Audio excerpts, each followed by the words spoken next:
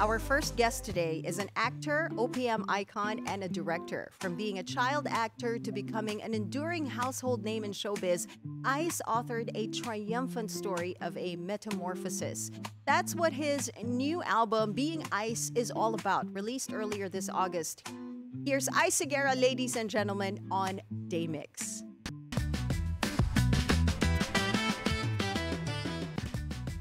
Beautiful day, Ice. Welcome to the show. Salamat po. Thank you so much for having me, guys. Gusto namin mag-thank you because grabe yung effort mo of not sleeping para makarating ka dito in time for the morning show. Kasi pag ganun talaga, pag maaga yung call time, kinakabahan ako. Minsan di talaga ako nagigising sa alarm. Yeah. Kasi Ice was telling me sa makeup room na ang tulog niya talaga is usually 5 a.m. Oo. 5 a.m., So, hindi na lang grabe. siya natulog para hindi Diretso siya malate na. dito. Diretso na Mahirap siya. na. Baka... Oo. Yeah. Pero wala, masarap yung tulog mo mamaya. Yes, Super I'm yun. actually looking forward to sleeping. Oo. But thank you very much, especially on our anniversary episode. You're Happy here. anniversary. Thank you so much. So let's talk about your new album, Being Ice. This was released this month, Yes, August 8. August 8, 2025. This is your first full body of all original work in nearly a Yes. decade. Is that correct? Actually, first all-original album ever. Ever. Ever, yes. Oh. Oo. So Being Ice, how does that title resonate your life right now? And you know, after a decade, why was it yung parang bakit ngayon yung finally unveil mo this project? Well, this is my first album also as Ice Sigera. Because Yeah. Of course, most of you guys know me as Ice Sigera or knew me as Ice Sigera. And of course, when I transitioned, sama na yung pangalan doon. And at the same time, siguro parang medyo kahit paano nagmamature na ako. Okay. Ready na ako for mature, mature Oo roles. nga, mature roles na. but siguro, you know, with maturity comes courage, diba? To tell my own story. Not with other people's words, but through my own words. And siguro yun, ngayon, mas hindi ako takot to fail. Mas excited ako na mas makilala ako ng mga tao. Because I'm on my 38th year then in the industry. Grabe, yeah. Yeah, so parang I think it's about time na makilala nila kung sino talaga si Ice Sigera. You know, 38 years in the industry, but first full album na lahat original.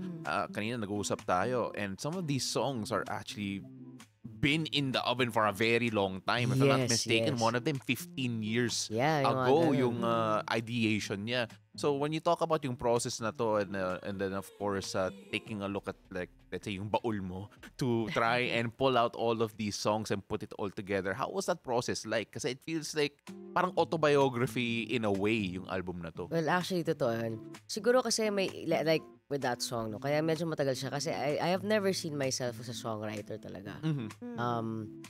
Nagsimula ako artista, and then naging singer ako, diba? Nagsimula akong beauty queen pala muna because of Little Miss Philippines. Yes. Iba yung path ko talaga eh. Kasi di ako tumangkad. But anyway, yung songwriting talaga parang I never knew na, you know, I had it in me. Yeah. You know, I would write stuff and then matitigil siya, like with that song I was telling you about, yung Wag na lang pala. Nasulat ko siya as an exercise, songwriting exercise. Pero for the longest time, natigil siya sa first chorus. And then that's it. As in, ilang beses ko siyang binabalikan. Never ako nagkakaroon ng kasunod sa kanya. And then, so tinabi ko muna. And then, years after that, actually, yun yung pinakamatagal na kanta bago nagtapos, but siya yung pinakahuling na isama sa album. Really? Yeah. So parang it had to take my wife, Liza, to say, love, please help me. Sit down and help me with this. So, you know, because that's how we are, my wife and I, like, we would discuss things, and then, syempre, mas talented yun sa akin pagdating sa pagsusulat talaga. Okay. So, nung nakita niya, sabi, sige, I'll help you with this. So, co-writers na kami dun sa song na yun. And then, finally, nabigyan na siya ng third verse, nabigyan na siya ng bridge, and nagkaroon na siya ng twist na maganda sa dulo. Sabi ko, yun talaga eh. Sometimes, especially art, hindi mo siya talaga pwedeng madaliin. Yeah. Alam mo yun, parang lalabas siya at its own pace. your mom, si Mami Karing, Yeah. she passed away last June. Yes. Was your mom able to get a chance to listen to the initial recordings of the album? Oo, alam mo, sobrang buti na lang talaga. Because, si mama, you're, ano yan, papunta kami ng gig. Mhm. And, traffic sa Marikina that time. Sabi ko, o sige mi, sabi ko, may bago kong album na ginagawa. Sabi ko, tapos ko na i-record, di pa tapos yung mixing, pero gusto ko marinig mo. Mm. So, she was able to listen to the songs pa. And when we were doing the parang live sessions, nandun pa siya nun eh. I think, napanood pa niya yung isang song na ginagawa namin. So, happy din ako na kahit papano before lumabas. Alam mo yun, sabi niya, parang iba yung mga kanta mo ngayon, bata. Sabi niya ganun sa akin. So, me, medyo, yun talaga yung tunog ko eh. Sabi ko ganun sa kanya. Ganda, tuwa siya. Sobrang medyo kakaiba nga daw, pero masarap pa rin sa tenga. And my mom kasi, she's always been that person na, siya yung aking critic ko yan eh. Hindi siya yung tipong kagaya ng ibang moms na mag-appear ka lang, oh, very good yan. Hindi ganun yung mama ko. So, kapag nanggaling sa kanya na nagustuhan niya yung ginawa ko, naramdaman niya yung ginawa ko, badge of honor sa akin. Can You we, had- can we find yung mom on any of the songs sa album na to? Dito wala pa. I'm sure the next one halos lahat yan puro sa kanya. Kasi, ang meron dito sa song na to is for my dad. Okay. Yung nandyan ka. Kasi my dad naman passed away 5 years ago noong 2020. And may nasulat ako ang kanta sa kanya dito. But when my mom passed, ayun, may mga nasulat ako ngayon pero halos parang medyo tula form pa siya eh. Yeah. Di pa siya song. But yeah, I feel like marami dun. Sa next album will be about my mom. You had a recent post on your Instagram account, yung Dear Mom, I miss you. I was able to see that. And they say, you never really get over the loss of a parent, no matter how long, the time has passed. Totoo How yun. do you cope with the loss? I just go through it. I think, I don't think there's any other way. Parang, but ang sabi ko sa sarili ko, if I feel like crying, I will cry. Kasi ako yung tao, honestly, na sinasabi ng iba, di ba nga, pag kumakanta ko, I show a lot of emotions. Pero when I'm like faced with real problems or real feelings, I don't really like to feel it. Alam mo yun? Yeah. Yeah. But sabi ko this time, parang I think I owe it to my mom na if I have to cry or if I have to be sad, haharapin ko yun.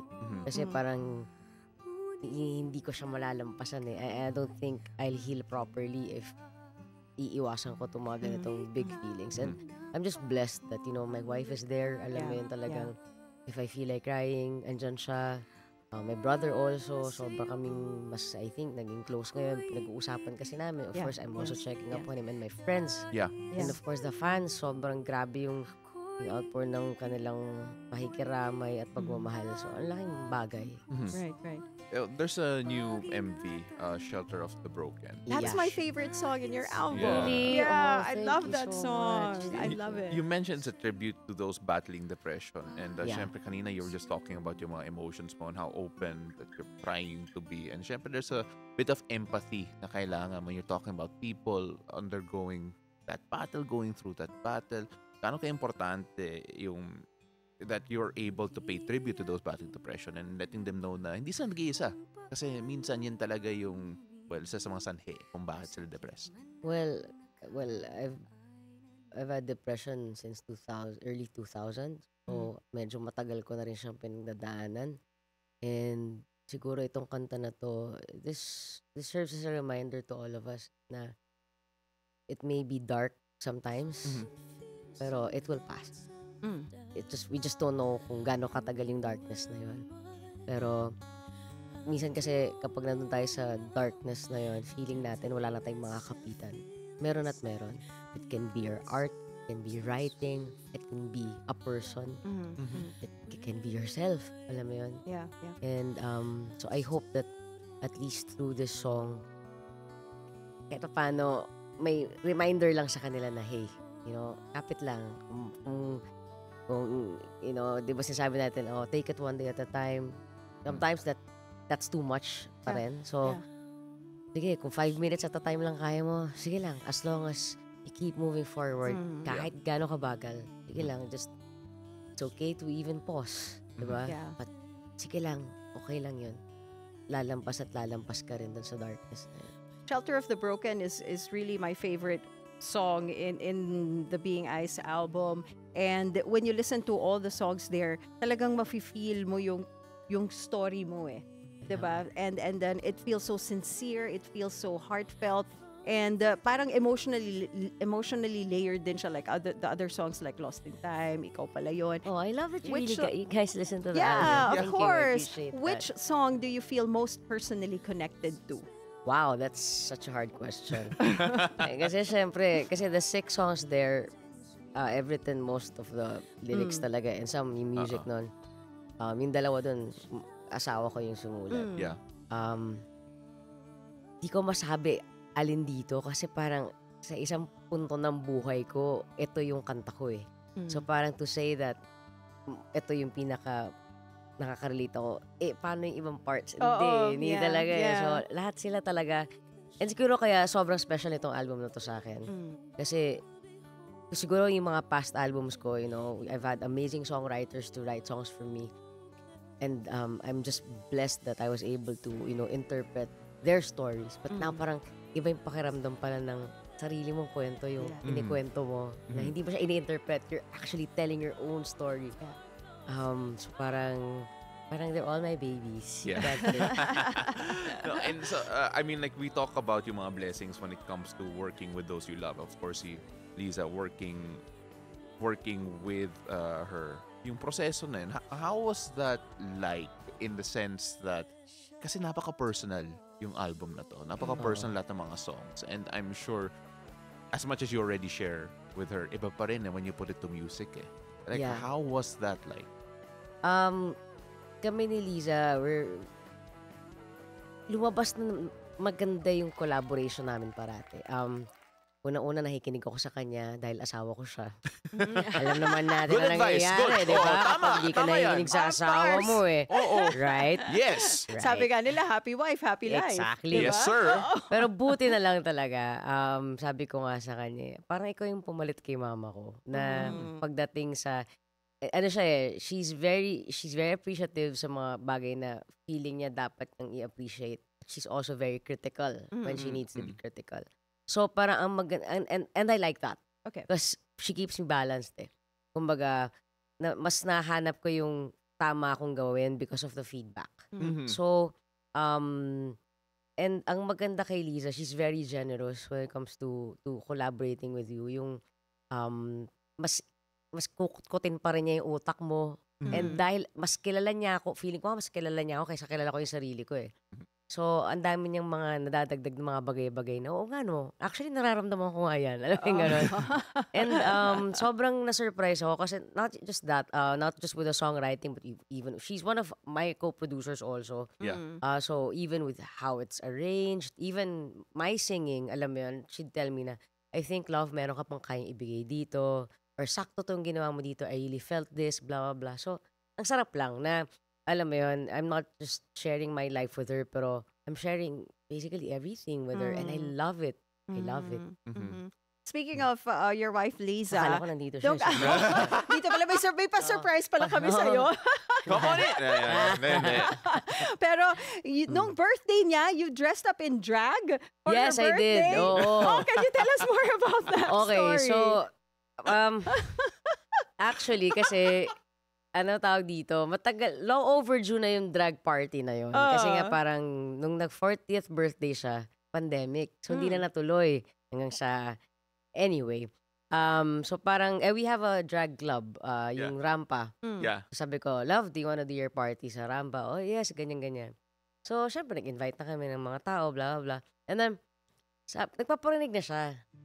Sabi niya, parang, kung sabihin di ka magpe-perform, wala naman talaga akong plano.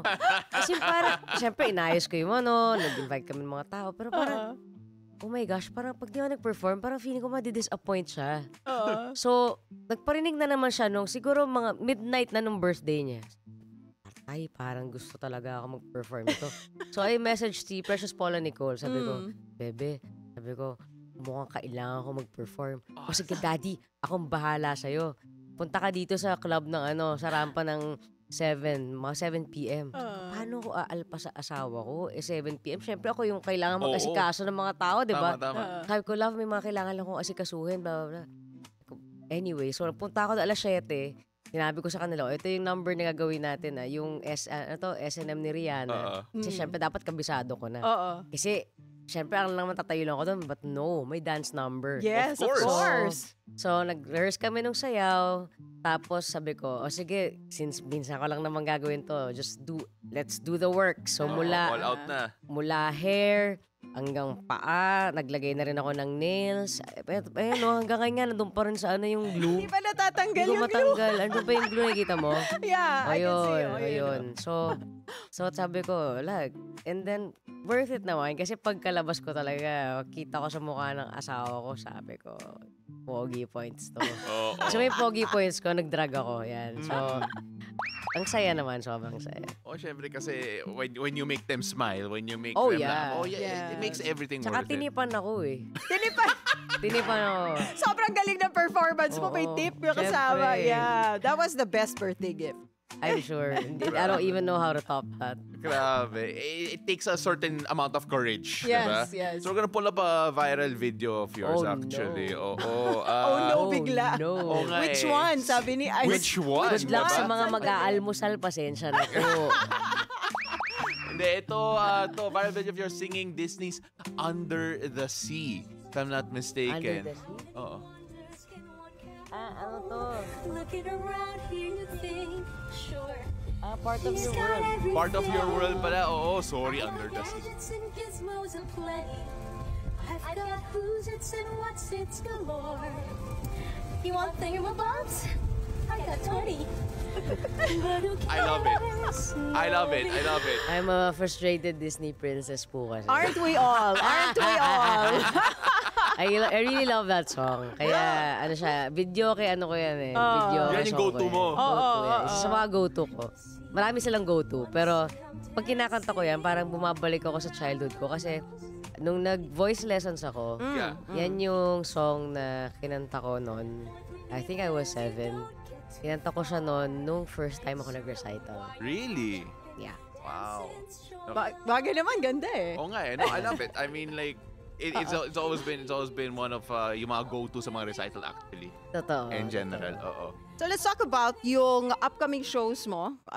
September 12 and 13. And Yeah. then, if I'm not mistaken, Vic Soto is going to be Yes. one of your guests. Does it feel like, syempre, doon tayo nagsimula, di ba? Yes, In ma'am. Bulaga, Little Miss Philippines. Does it feel like a full circle moment? Oh, it As a is. former child star in Eat Bulaga. It is. And siguro hindi lang dahil doon ako nagsimula sa pero siguro the relationship that we've built, no? Kami ni Tito Vic, parang it transcended showbiz eh. Yeah. And siguro that's what I really love about him. Yung parang, dahil parati kami magkasama, hindi lang sa Itbulaganan, but sa Okay Cafe ko, umabot na sa point na during weekends, sa kanila ako nakikitulog. Okay. You know, I was with his kids. Yeah. Sila Ate Danica, sila Oyo, lumaki akong kasama sila. Sa isang kwarto kami natutulog magkasama. So parang, and you know, nung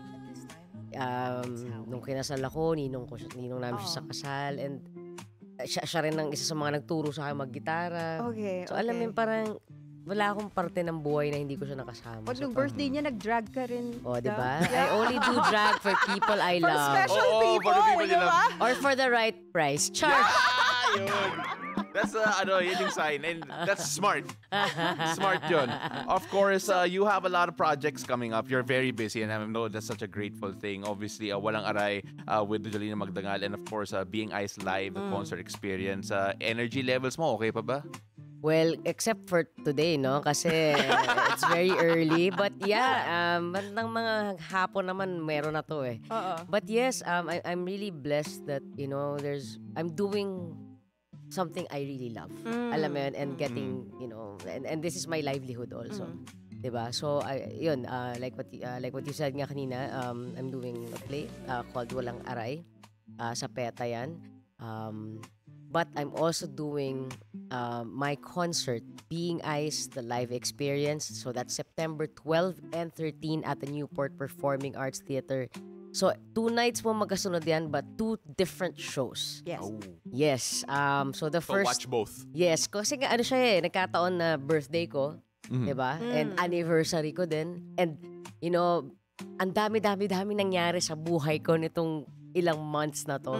So sabi ko parang if we're just gonna do just one show, hindi niya may encapsulate lahat kung sino ako ngayon.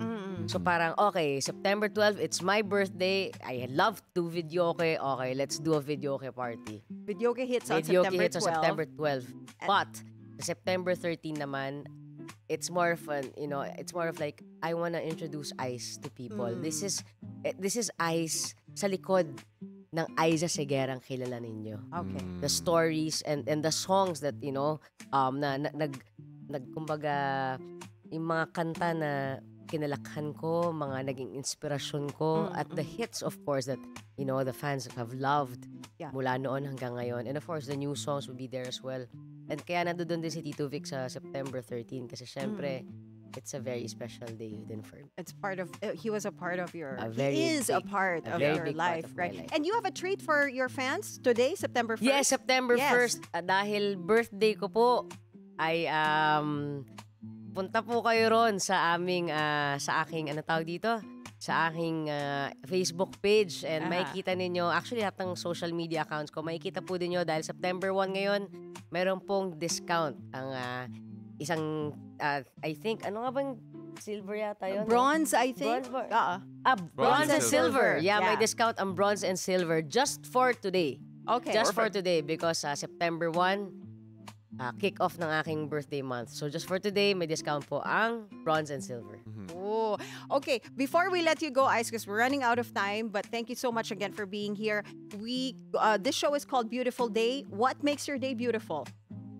Well, my wife. First thing I could think of, my wife. Ice, maraming salamat. Really appreciate you for sharing and really being honest about everything. Kasi grabe, there's so much emotion put into being Ice. Yeah. And we're so excited na more people understand about Salamat. everything. And can't wait to hear more about your show. Maraming salamat. I hope you guys can watch. Thank you so much. Of course. Thank you so much for being here with us today. Ice Seguera, ladies and gentlemen, on Beautiful Day.